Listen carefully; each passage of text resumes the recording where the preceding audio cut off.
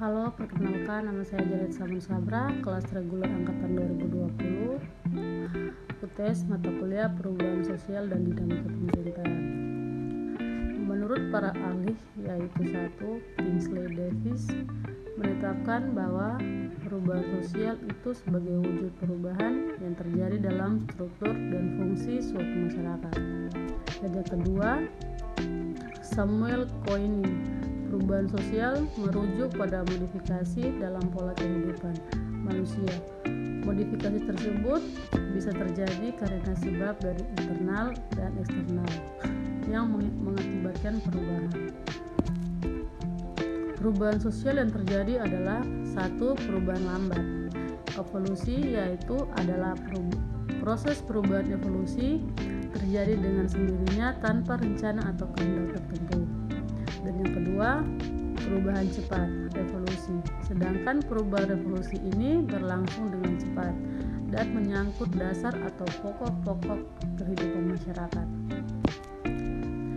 Ciri-ciri perubahan sosial di masyarakat adalah 1. Hubungan timbal balik. Perubahan sosial tidak hanya terbatas pada hubungan material atau imaterial saja, tetapi bisa terjadi pada keduanya. Hal itu karena adanya hubungan timbal balik antara keduanya. Yang kedua, imitatif atau biasa disebut meniru. Jika ada perubahan yang dilakukan oleh suatu kelompok sosial, maka akan diikuti oleh kelompok sosial lainnya. Hal itu dikarenakan antara kelompok satu dengan kelompok lain akan saling mempengaruhi. Yang ketiga, pengulangan watak tipologis.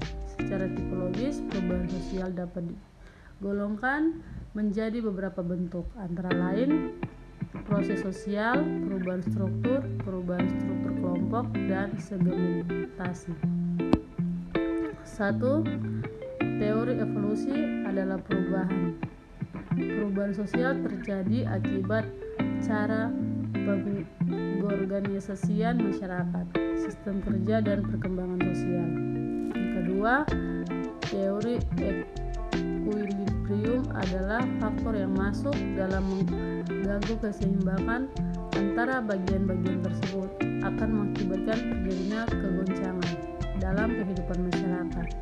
Dalam kehidupan yang demikian itu, masyarakat akan mengusahakan tercapainya keseimbangan seperti penyesuaian diri, pencapaian tujuan, pemeliharaan pola keseimbangan.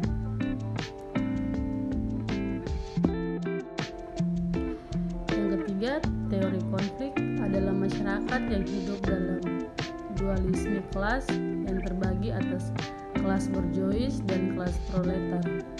Yang keempat, teori modernisasi adalah perkembangan kehidupan, maka dalam masyarakat harus berlangsung pembangunan ekonomi.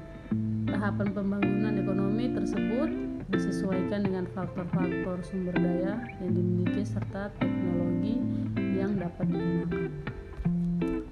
Masyarakat modern adalah masyarakat yang dimana lebih maju karena lebih bisa menyesuaikan diri dengan industri dan teknologi, dan mereka juga memiliki ekonomi dan pendidikan yang lumayan baik.